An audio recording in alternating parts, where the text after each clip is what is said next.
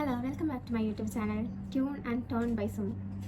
ഞാനിന്ന് ചർച്ച ചെയ്യാൻ പോയിരുന്ന കാര്യം എന്താണെന്ന് വെച്ചാൽ, നമ്മൾ വയനാട്ടുകാർക്ക് ഏറ്റവും അത്യാവശ്യമുള്ളൊരു കാര്യമാണ് നമ്മുടെ വയനാട് മെഡിക്കൽ കോളേജ് എന്നുള്ളത്. എന്നാൽ ഈ അടുത്തായിട്ട് കുറേ ന്യൂസ് കാണാൻ സാധിച്ചു. അതായത് മെഡിക്കൽ കോളേജിൻ്റെ പ്രവർത്തനങ്ങൾ ഒന്നും ആയിട്ടില്ല എന്നുള്ളത് നമുക്ക് എല്ലാവർക്കും അറിയാം. പക്ഷേ അവിടെയുള്ള ഉപകരണങ്ങളൊക്കെ നശിച്ചു പോകുന്നതിൻ്റെയും തുരുമ്പെടുത്ത് പോകുന്നതിൻ്റെയും വെറുതെ പാഴായി കിടക്കുന്നതിൻ്റെയൊക്കെ ന്യൂസ് കാണാനിടയായി. അതുപോലെ തന്നെ ഈ അടുത്ത് മാനന്തവാടി MLA ഉഷ വിജയൻ ഈ മെഡിക്കൽ കോളേജിൻ്റെ സ്ഥിതിയെക്കുറിച്ച് ചർച്ച ചെയ്യുന്നൊരു വീഡിയോ കാണാനിടയായി. അപ്പോൾ എല്ലാ കാലത്തും വയനാട്ടുകാരുടെ ഒരു പ്രധാനപ്പെട്ട ആവശ്യമാണ് വയനാടിൻ്റെ മെഡിക്കൽ കോളേജ് ഒരു കെട്ടിടമായിട്ട് ഉയർന്നു വരിക എന്നുള്ളതല്ല, അതൊരു മെഡിക്കൽ കോളേജായിട്ട് അവിടെ ചികിത്സ നേടാൻ സാധിക്കുക എന്നുള്ളത്. അപ്പം ഇത്രയും കാലമായിട്ട് അതിനൊരു തീരുമാനവും ആയിട്ടില്ല. ഞാനിങ്ങനെ ആലോചിക്കുകയായിരുന്നു, കോടികൾ മുടക്കി തുരങ്കപാത ഉണ്ടാക്കുന്നതൊക്കെ ശരിക്കും ജനങ്ങളുടെ ഒരു ആവശ്യമാണോ?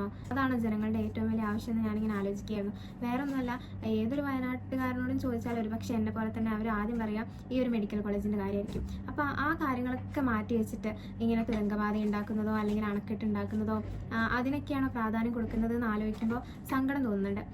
എല്ലാവരും ഇങ്ങനെ തന്നെയാണ് ചിന്തിക്കുന്നത് എനിക്കറിയില്ല. എന്നാലും ഇത്തരം ന്യൂസുകളൊക്കെ കാണുമ്പോൾ ഞാനിങ്ങനെ ചിന്തിക്കാറുണ്ട്. ഏതൊരു വയനാട്ടുകാരനോട് ചോദിച്ചാലും അവർ ആദ്യം ഉന്നയിക്കുന്ന അല്ലെങ്കിൽ ആദ്യത്തെ അവരുടെ ആവശ്യം ഈ ഒരു മെഡിക്കൽ കോളേജ് ആയിരിക്കും.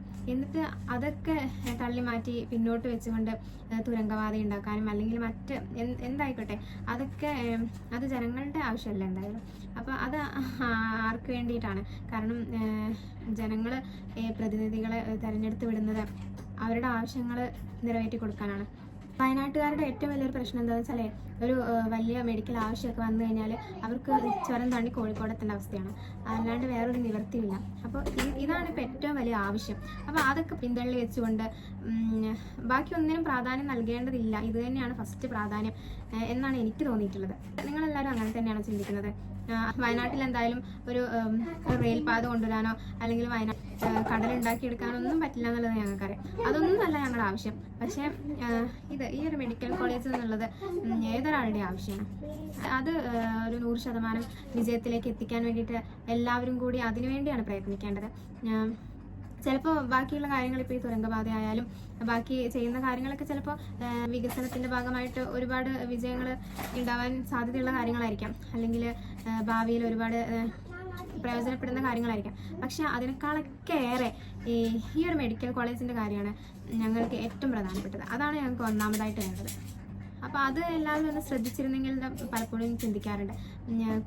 അത് അങ്ങനെ ഒരു കെട്ടിടമായിട്ട് അതവിടെ നിൽക്കാതെ അത് പൂർണ്ണമായിട്ട് ഉപയോഗപ്പെടുന്ന രീതിയിൽ, അതായത് നമ്മളെല്ലാം ചെയ്തു വെക്കും, പക്ഷേ അതിൻ്റെ മെയിൻ്റെനൻസ്, അതിന് വേണ്ടി ചെയ്യേണ്ട ഒരു കൺസിസ്റ്റൻ്റ് ആയിട്ട് ചെയ്യേണ്ട കാര്യങ്ങൾ, അത് അവിടെയാണ് നമ്മൾ തോറ്റു പോകുന്നത്.